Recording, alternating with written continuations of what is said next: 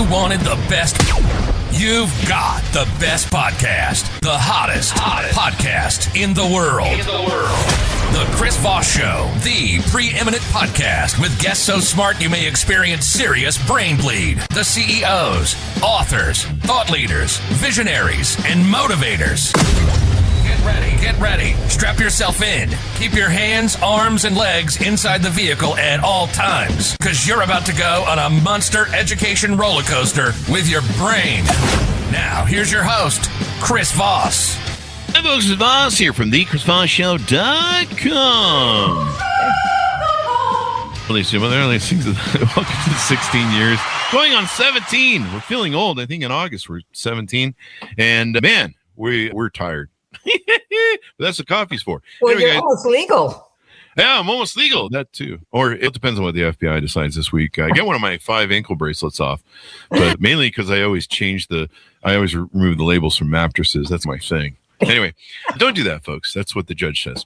Anyway, guys, for the show, family, friends, and relatives, go to goodreads.com/Chris Voss, LinkedIn.com/Chris Voss, YouTube.com/Chris Voss, and Facebook.com/Chris Voss. And remember, leave those labels on your mattress or else. Opinions expressed by guests on the podcast are solely their own and do not necessarily reflect the opinions of the host or the Chris Voss Show. Some guests of the show may be advertising on the podcast, but it is not an endorsement or review of any kind. Anyway, we have a returning guest. She was on yesterday with one of her books that we got the chance to talk about. We're going to talk about another book that she has. She has several books.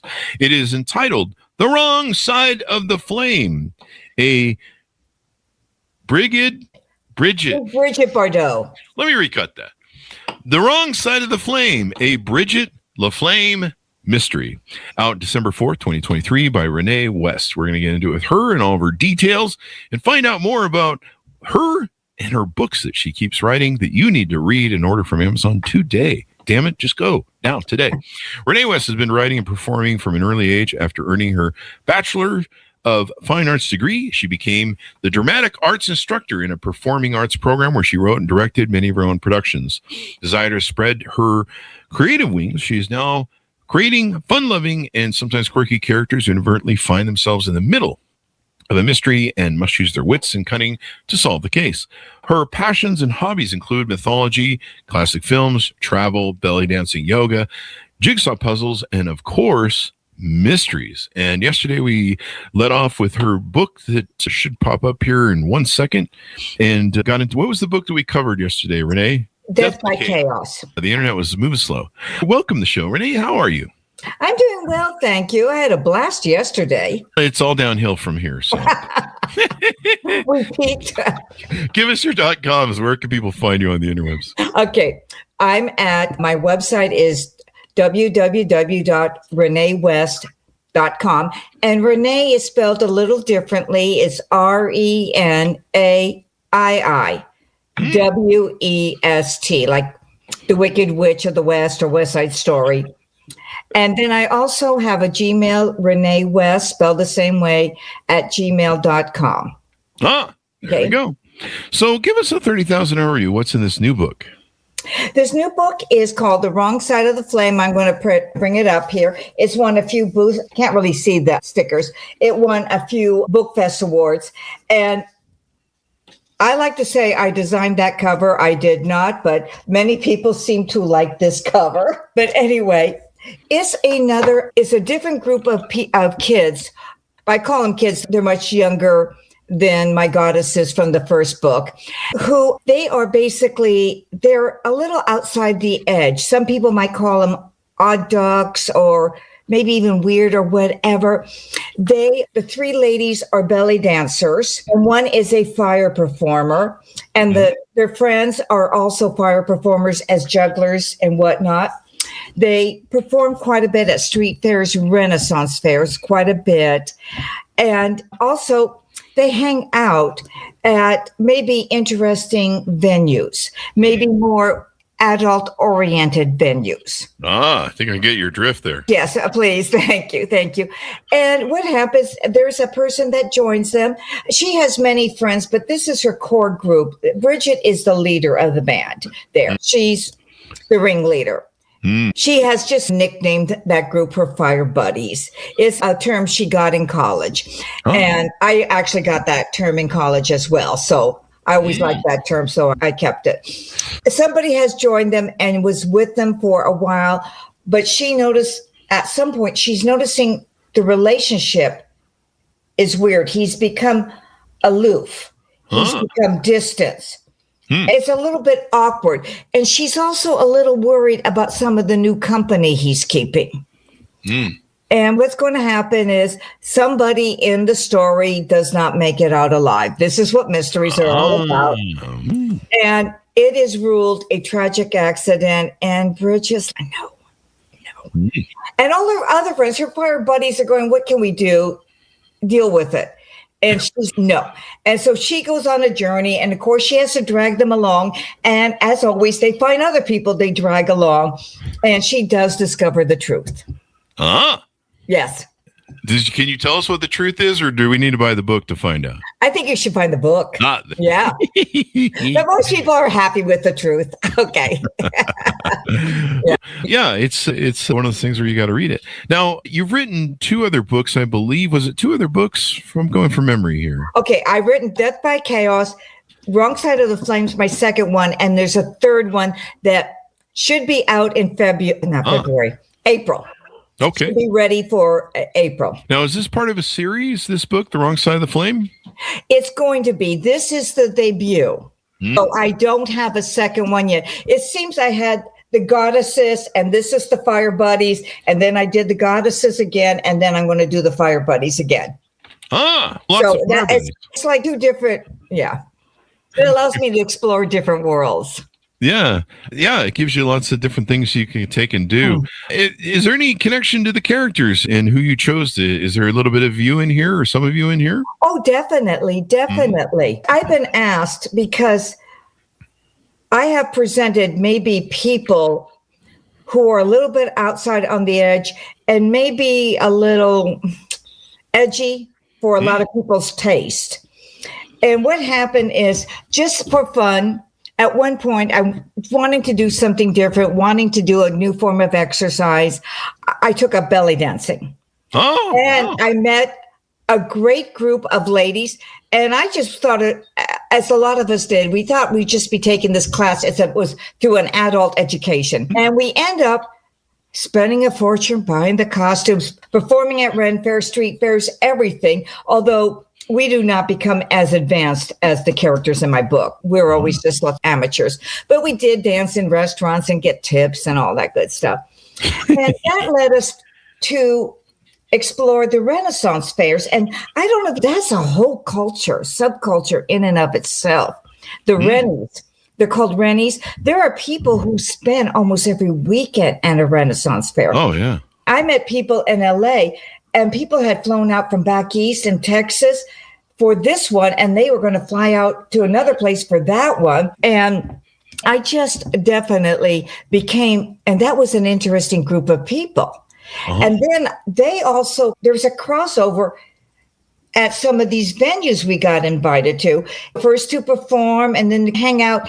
And I just thought, there's a lot of interesting, creative, resourceful people. And I found that a lot of times they were not presented in books or TV shows.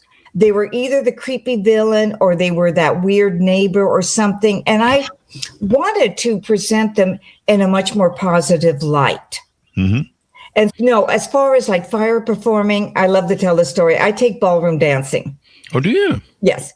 And that's my thing now. That's and as we were Christmas show, there's always these showcases. One of the guys who was much younger and edgy, and in the dance, they're dancing, and then all of a sudden he breaks away, and it's supposed to be Christmas ornaments. And he does that thing. You might have seen the people that can juggle with the balls.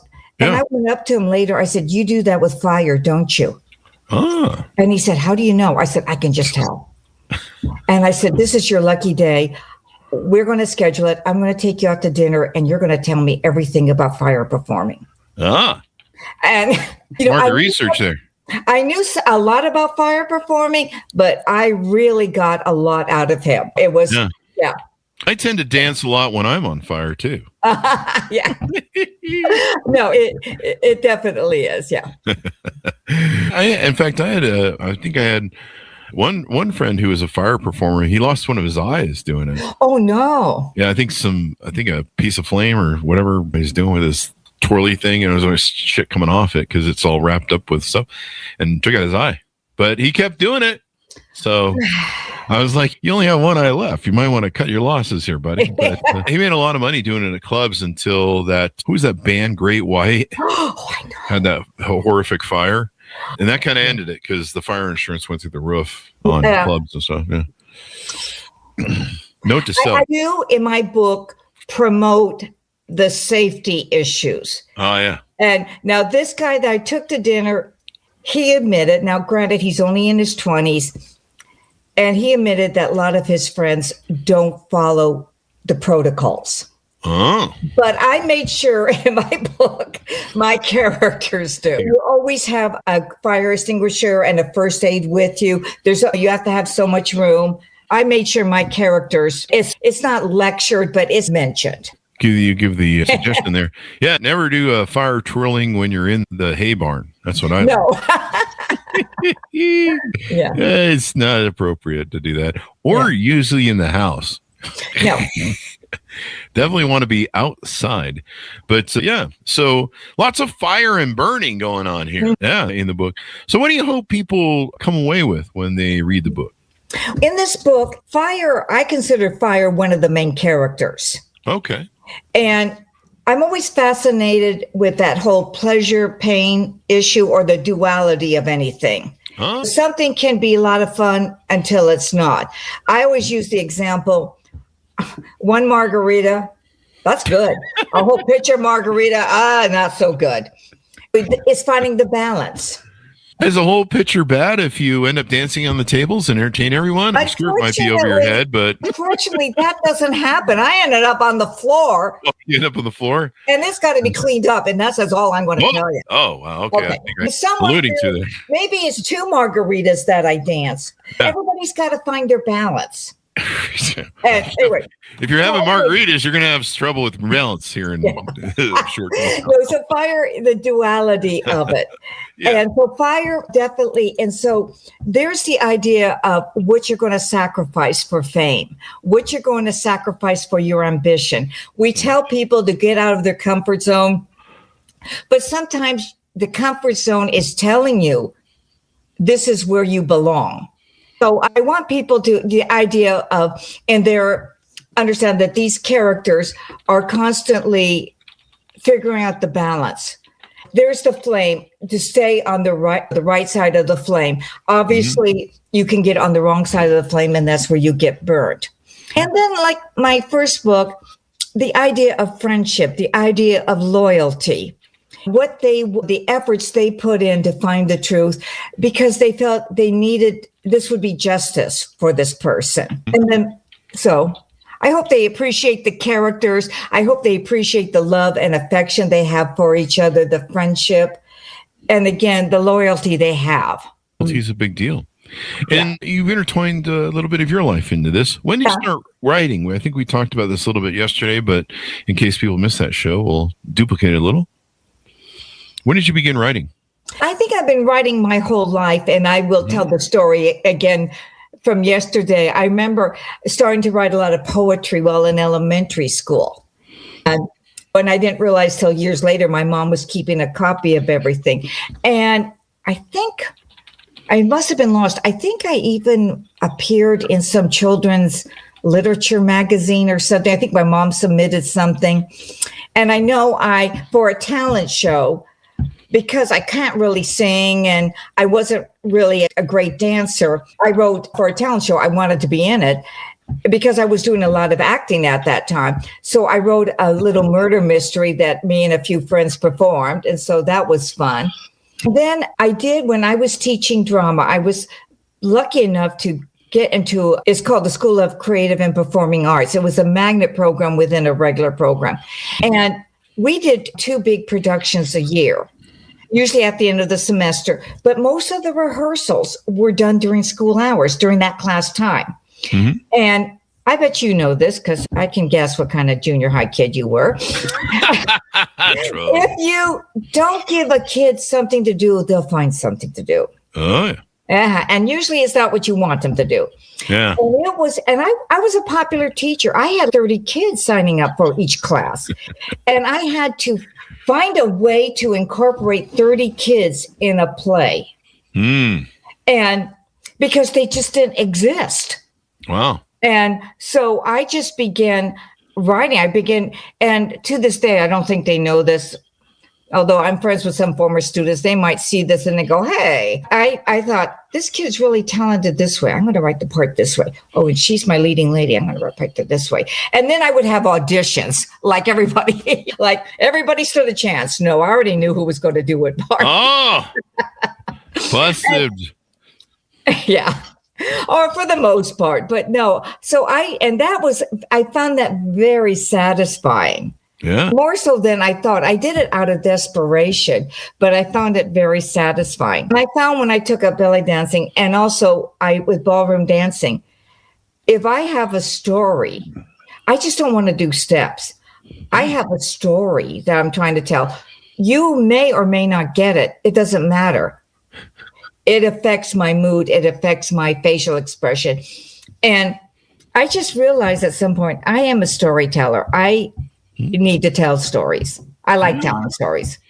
Yeah, our whole lives are the sum of stories. Yeah. If you erased your stories, who would you be? You'd be like, I don't know who it would be. Yeah. But you just be sitting around and people are like, hey, how'd you get here? And you're like, I don't know. Yeah. I don't know if you know this song, Harry Chapin. He's famous for the Taxi song and the Cats in the Cradle song. Cats in the Cradle, yeah. He has a song called Short Stories in the line is short stories that what we live, just take what I can give. And I think it's in a relationship with somebody and they're just going to have short stories. And I thought there's something to that. Yeah. Stories are, sadly, I didn't figure this out, even though I own a podcast. Sadly, I didn't figure this out till 50, where it occurred to me that everything is stories: TV, television, theater, radio, my podcast. Everything is sharing stories. And stories are the fabric of our lives, I like to say. And that's how we learn. There's no owner's manual that you get mailed. Mine got lost clearly in the mail. Everyone I talk to seems to still be using the United States Postal Service. And yeah, I'm throwing shade. I put up with a shit from that division. And where are some of our stories? And that's how we learn. We teach each other. So a lot of these stories have blueprints of survival, overcoming adversity, overcoming cathartic moments, stories of triumph, the phoenix rising from the ashes. We love these because it gives us inspiration and hope. And hope is one of the most endearing things that, frankly, is the last thing is the one thing I can put up with human beings. These blankets. These are the phoenix rising from the ashes. Oh, okay. There we go. One of my favorite myths as well. See, I didn't even know I was doing a subconscious show tie-in there to your background. Yeah. That worked out well. It was almost like I planned it. Anyway, so the people love these stories, and we go through so many things. We go through tough times, and sometimes we think we're alone, and the universe is just beating up on me and abusing me, and the universe hates me. I should just quit and give up. And no, you can talk to a lot of other people, and you can, thank God, there's so many independent book writers and so much democratized data that you can take and go find. If you want to research something, then you can find how other people survived, and they give you their blueprints, and they'll go, hey, here's what I did to get through whatever it was. And the grace is there that we can find hope again through each other, through our stories, and we can learn. And hopefully we can be smart enough not to make the same mistakes, or at least not make the same mistakes twice. We just make new mistakes. Yeah. Or 5 or 6 times, maybe. Yeah. So 8 times 10, whatever. I know people, they got a whole lifetime of, you're like, and how many times you didn't learn nothing? Some people, that's the adventure for them. They like that. Yeah. All right. Now you got some upcoming, I think, speaking engagements or something like that we want to talk about? Yeah, I'm going to be participating in I think it's called the LA Book Fair. It's on the USC campus. For those of you who don't know, University of Southern California. Oh, okay. Yeah, go Trojans campus. I think it's the 3rd weekend in April. Okay. And it's a big event. It's a huge event. My books were featured there last year. I did not attend. I spent the last year getting 2 new knee replacements. Oh, wow. So I was in the midst of recovering from one, and you trust me, I'm a dangerous driver to begin with. You did not want me driving with one wonky knee. Yeah. And so anyway, but I will be there physically this time, and I will be with my 3 books, and I will be signing. And please come up and say hi. And then last year, I also participated in the Chicago Book Fair. It's on Printers Row. I'm not familiar with Chicago with the areas, but I know this area is called Printers Row. I think it's a historical area where I think there must have been a lot of printing. There must have been some printers, yeah. Yeah, really a huge book fair. It'd be funny if there wasn't any printers there. I know. Anyway, it was definitely a lot of fun. Again, we'll be there as well. So, and again, I should have the 3rd book up and they're ready to be signed and presented as well. Look forward to that. Yeah. That should be a lot of fun. Yeah. People can see you out and about. So as we go out, give people a final pitch out to pick up the book, tell them where they can find it online and all that good stuff. Okay, it's The Wrong Side of the Flame, and you can find it on Amazon.com. It is available in this pretty paperback version, also Kindle, and now audio. So the audio book as well. So there, it's been fun to have you on twice, Renaii. Thank you very much for coming on, and then we'll look forward. Do you have an anticipated date for that future book in the series? The 3rd one, Murder at the Aphrodisia. Again, it's in the process of being approved. I had to approve the layout, and I saw one correction that needed to be made. And again, I'm not at all a manual labor person, unfortunately. So I don't know what's involved in getting these books printed. A lot of work. The physical aspect, yeah. Yeah. I think I've done everything at my end. You write the books and then somebody else does the rest. And then I correct them and stuff, yeah. So did we get your .coms, any websites we want to promote before we go out? Again, www.renaeiwest.com, RENAIIWEST, and then Gmail at renaeiwest.com. And then Renaii W on, I guess it's called X. It used to be Twitter. Yeah. Yep. Or what we like to call it is Twitter. Fuck Elon. I'm going to call it Twitter. I grew up on Twitter. I made my bones and my money off of Twitter to start. And it's always going to be Twitter to me. I miss it. Yeah. Oh, yeah. I miss the old days of Twitter when it was still a kumbaya sort of thing. People were a little bit more nicer to each other, maybe. Yeah. All right. So we'll get into it there. And thanks for coming by the show. We really appreciate it. All right. Folks, and thank you. Thank you. Folks, order per book wherever fine books are sold. The Wrong Side of the Flame, a Brighid LaFlamme mystery on Kindle. Thanks for tuning in. Be good to each other. Stay safe. We'll see you guys next time. You've been listening to the most amazing, intelligent podcast ever made to improve your brain and your life. Warning, consuming too much of the Chris Voss Show podcast can lead to people thinking you're smarter, younger, and irresistible sexy. Consume in regularly moderated amounts. Consult a doctor for any resulting brain bleed.